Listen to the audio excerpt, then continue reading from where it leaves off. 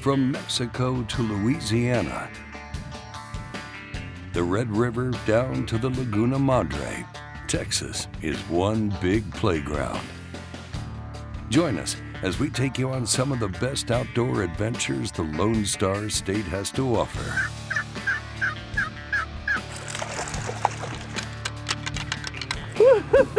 Now, there you go. This is Fishing and Hunting Texas. Hey, thanks for joining us today.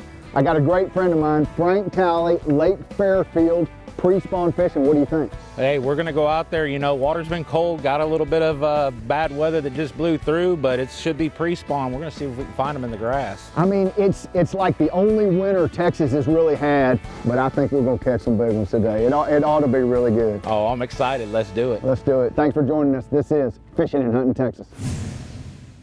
So Frank, we got a point just a little bit out of the wind, but more or less main lake. But what baits, like we're talking about pre-spawn, water temperature 49, what baits would you be thinking? What do you got rigged up on your rods right now? I'm thinking definitely with the water temperature, I'm thinking of a Strike King Jerkbait 300 series. Definitely something that dives maybe 3 to 4 foot on top of that grass. Also looking at like a red eye shad. I mean, real good bait for ripping out of the grass, trying to get a reaction bite because these fish are going to be sluggish. So yeah, we don't really have any idea. I've got a thunder cricket on. I've got a red eye shad, jerk baits.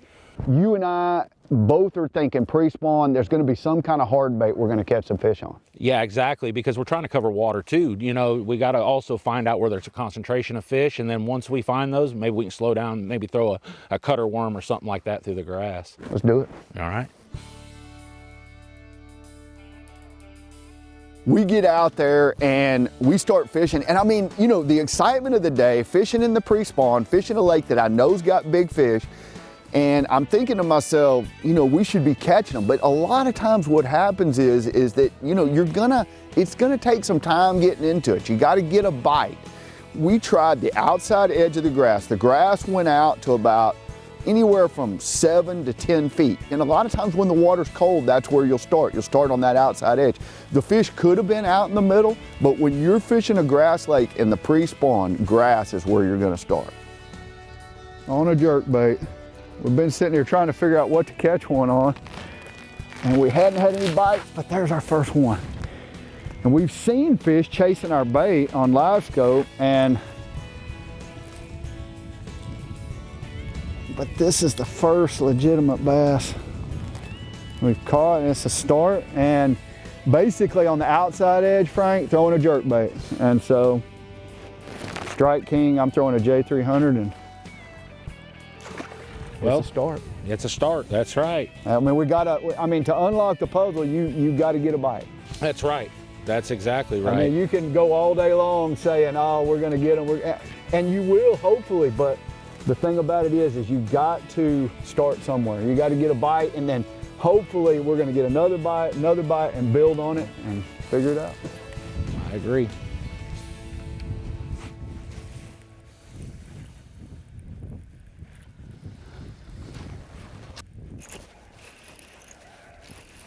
Bill?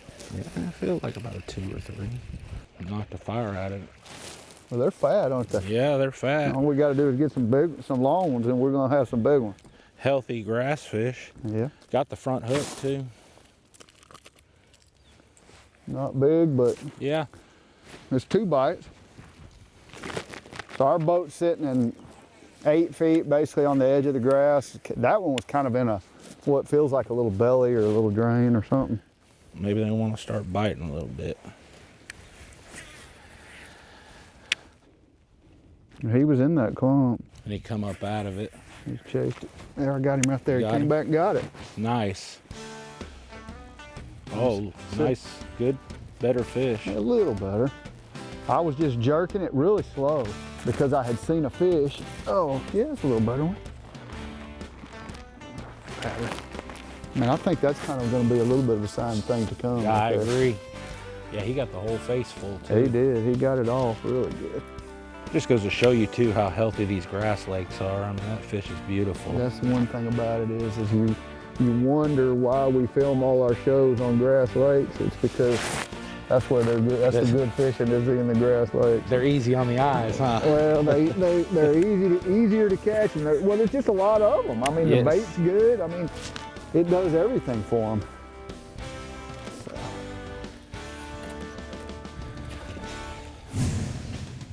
Coming up, Clark and Frank show us how to utilize Garmin LiveScope as a tool for gathering information about what's below and around their boat. And we'll watch them reel in a monster of a bass.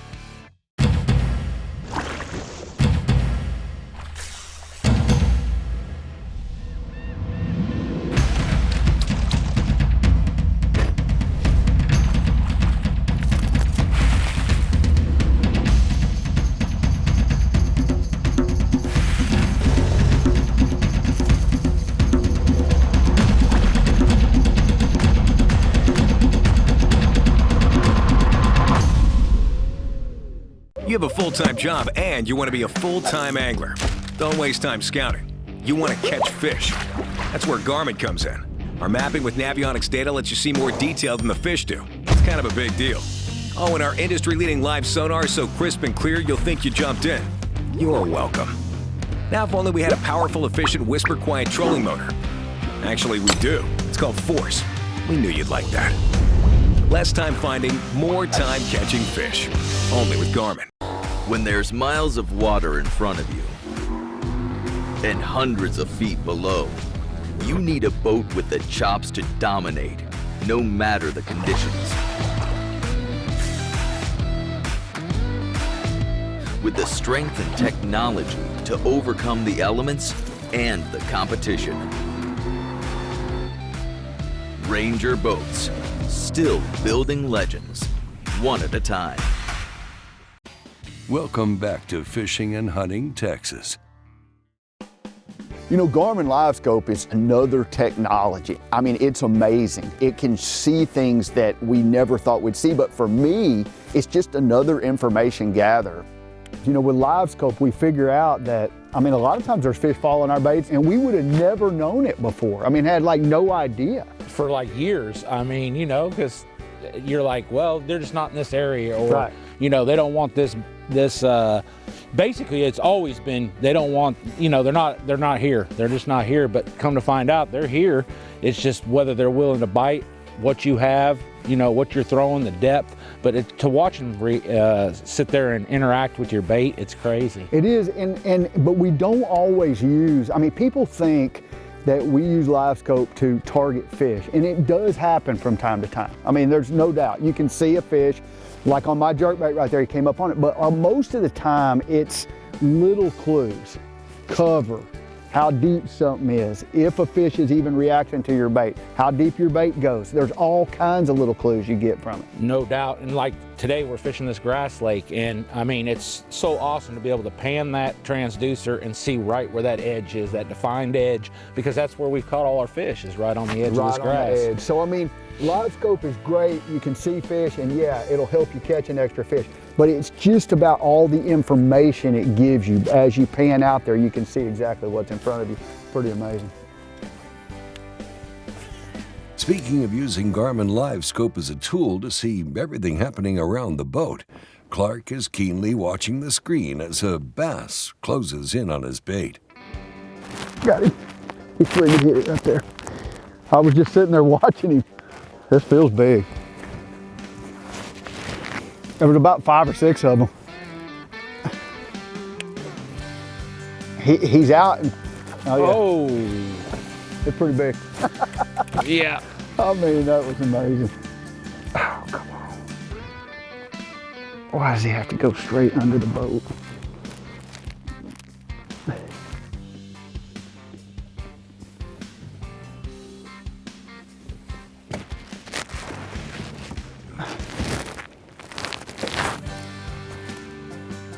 He's got that jerk bait toasted. He's got it toasted. That's what we call choked, isn't it? Yes, sir. He choked that Strike King. The only thing I'm nervous about is that he cut my line. The line. Be careful. Just take your time. Wow. That's a Godzilla. I mean, I'm just being careful. I could have brought him in a long time ago, but he's heavy. Yeah, he ain't no slouch. You gonna take one for the team, get a hook in your hand here? Yeah, I will for you. That with a fish this big, yes.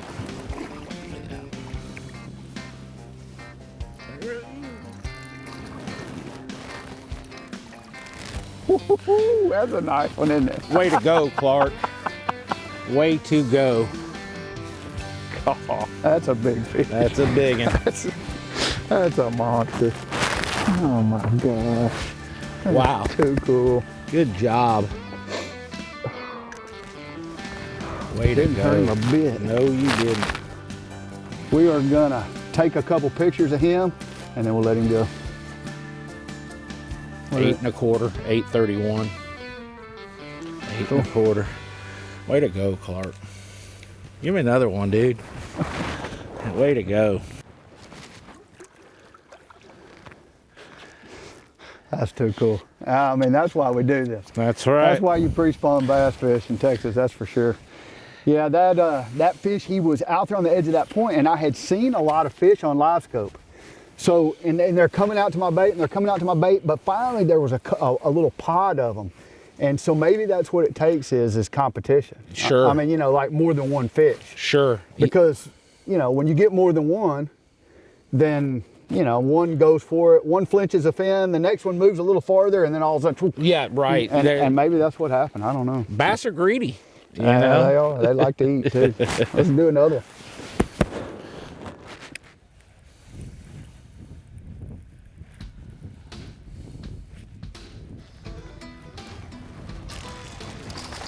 Good one. Actually feels decent. Now what'd he bite? Trap, but ripping it out of the grass. That's a good fish though. Chonker. Chunker. The other thing that could be happening is they could just be starting to bite. Bite. True. True. I mean, the sun's wanting to poke through. It's about 10:30, 11 o'clock. Yeah. I mean, I ripped it out of that grass and thump. I mean, that good aggressive. So.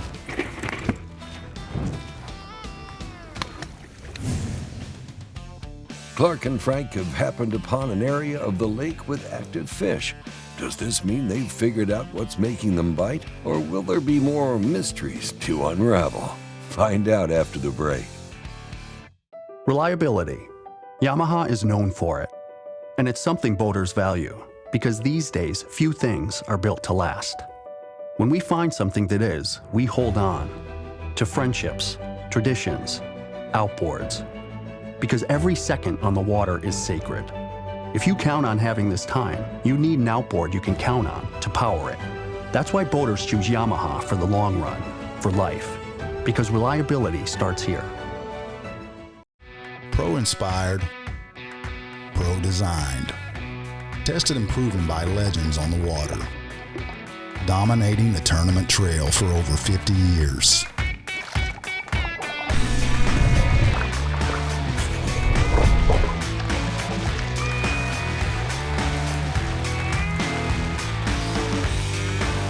Everything you need, one legendary brand.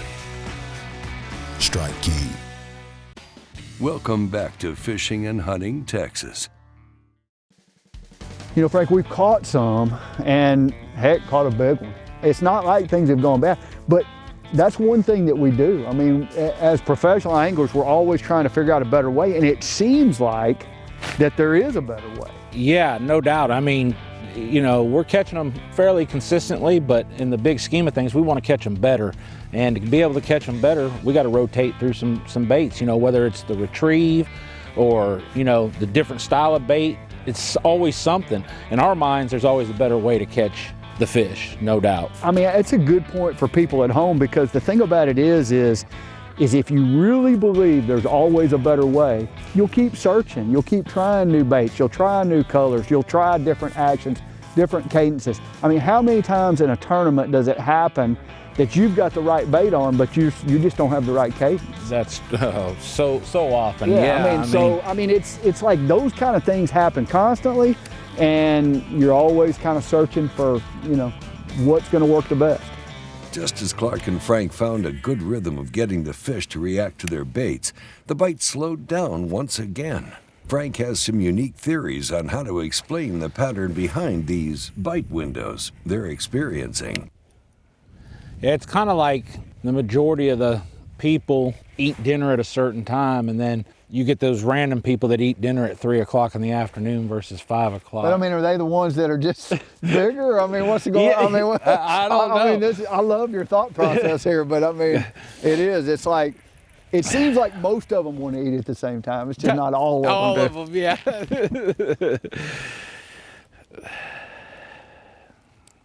But I would love to know, honestly, Clark, I'd love to know what creates bite windows, meaning, I mean, what makes it say it's time to feed, and it isn't hunger, the simple answer. I don't know if it's barometric pressure, it's time Maybe of it's the day, different times. But I mean, we know what live on Bassmaster or any other live tournament, TV is that we know. I mean, one guy, all of a sudden he's struggling, next guy's struggling, next guy's struggling. All of a sudden this guy catches one, this guy catches one. They're all catching them. That window turned on. It did. It just got good. Yeah. I just would like to know how, why it turns on.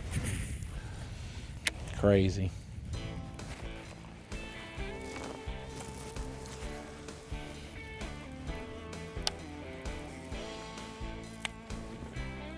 What happened there? You kind of lifted it up. Yeah, because I popped off some grass. That's a good one,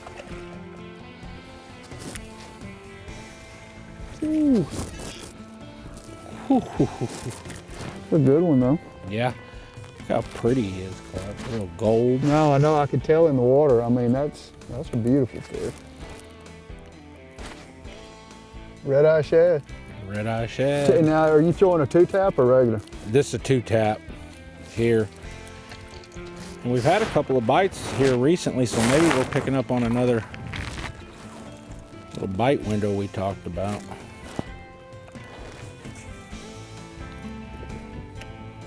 Good solid one. Yes, sir.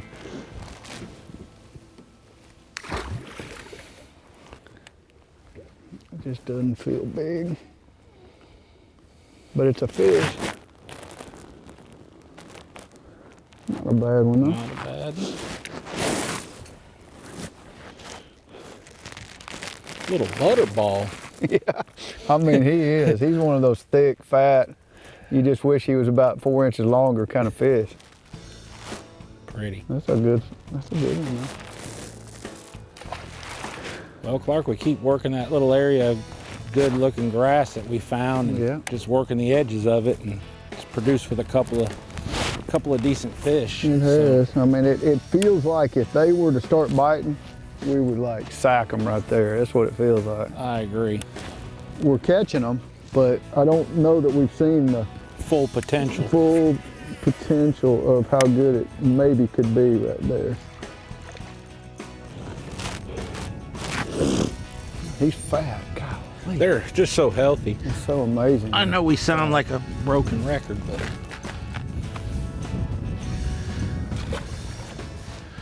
that was cool. Maybe we're getting into another one of those, more or less bite windows that we had earlier. Yeah. When we come back, Clark and Frank are wrapping up their day with a few more tips and tricks for finding and catching bass on grass lakes. We rely on technology to quickly and accurately engage a target. What if you could have 2 zeros with a single optic? The Second Zero is a prism-driven optical device configured to bend light at a precise minute of angle to achieve an additional 0 downrange. When seconds matter and every hit counts, take the guesswork out of making that crucial shot. The Second Zero by Axion Optics.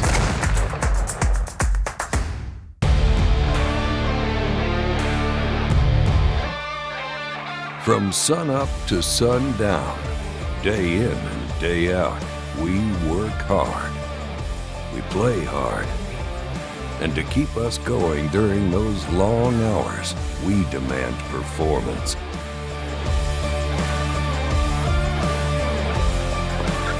Angle Coolers, the original high-performance cooler.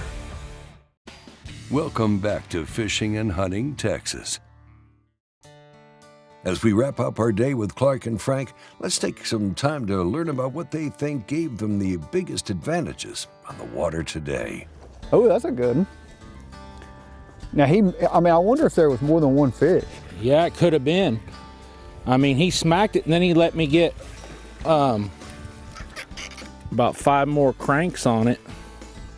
Another chunk. Yeah, nice little. All right, so let me ask you a question. And I mean, to me, this is like a Texas question. It's lipless crankbait 101. But everybody that like is not a fisherman would say, well, why is he throwing orange? Why has he got orange in his bait? And I mean, like orange is a Texas thing for sure, but I mean, what are your thoughts? Honestly, the way I've got this is it's got some orange mixed in because that's a known deal with the crawfish this time of year, you know, in pre-spawn. But also I've got a little bit of white, and the reason why is because of the clarity of the water. I want to make sure that it doesn't overpower. Like a bright orange and red and super clear water can be good, but most of the time I want a little bit of white, so I give them a little bit of, you know, opportunity to think maybe it's a shad, maybe it's a crawdad kind of deal, you know, but it's more of a watercolor choice for me. I mean, that's a pretty color.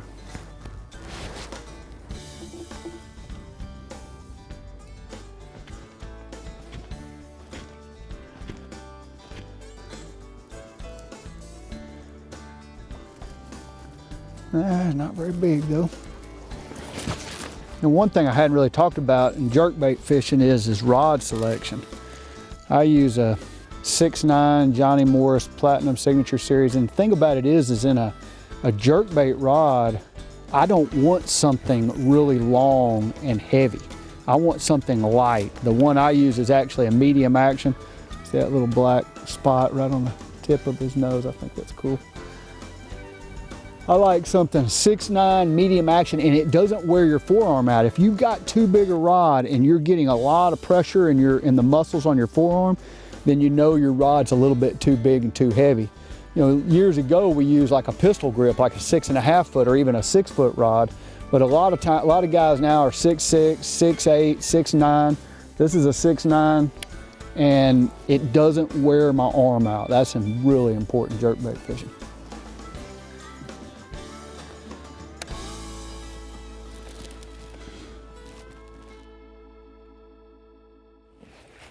Oh, good one. Sounded decent. That's a good one. Heck yeah, that's a good one. I'll tell you what, Frank, we've grinded it out today. Caught some nice ones, including an 8-pounder. It's been fun. Oh, I enjoyed it thoroughly, you know, just fishing these grass lakes, and there's nothing like it this time of year. I mean, pre-spawn is when we know when the spawn's gonna be good, post-spawn's gonna be good, but it's fun in the pre-spawn because you just feel like, man, what could bite? I mean, we have no idea. Yep, and you know, heck, later in the day it seemed to have got a little better too. It did. Listen, thanks for joining us on Fishing and Hunting Texas. If you get a chance, check out our Facebook page. Let us know where you'd like to see us fish all around this great state. We'd love to hear from you. It was an exciting day. We always knew we had a chance for a big one. And I mean, it was a fun day. I love fishing with Frank. Frank thinks about fishing like I do. We work well together. We can joke and cast, and we can get along well up in the front of the boat. And I noticed this when I fish with Keith Combs. I noticed when I fish with Frank. We're always trying to figure it out. I mean, that's just what good fishermen do. Every time you catch one, you're always thinking, there's gotta be a better way. I'm gonna try something different. And we tried lots of stuff. I felt like it was a great day. Hey, thanks for watching. We'll see you next time on Fishing and Hunting Texas. Fishing and Hunting Texas is a Careco TV production. This episode was made possible by these partners.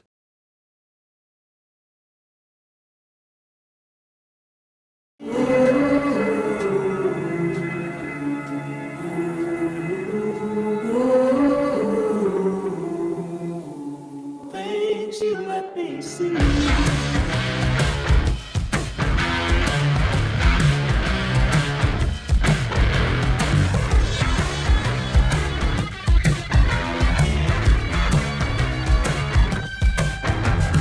Things you let me see. Born in Japan, using technology, innovation, and precision, Sunline produces the widest selection of fishing lines at the most technologically advanced line factory in the world. Manufactured at the strictest tolerances to produce victories at the highest levels of tournament bass fishing. From household names like Christie, Swindle, and Cruz to young guns like Cook, Logan, New, and Welcher, they all trust Sunline to take them to the top of the leaderboard. Choose the line that will give you the strength to guarantee your confidence. Sunline.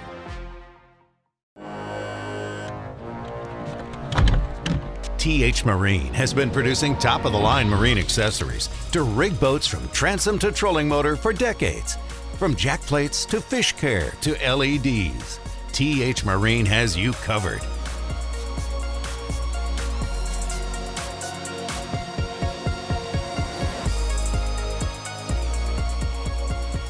TH Marine, outfitting your boat from transom to trolling motor.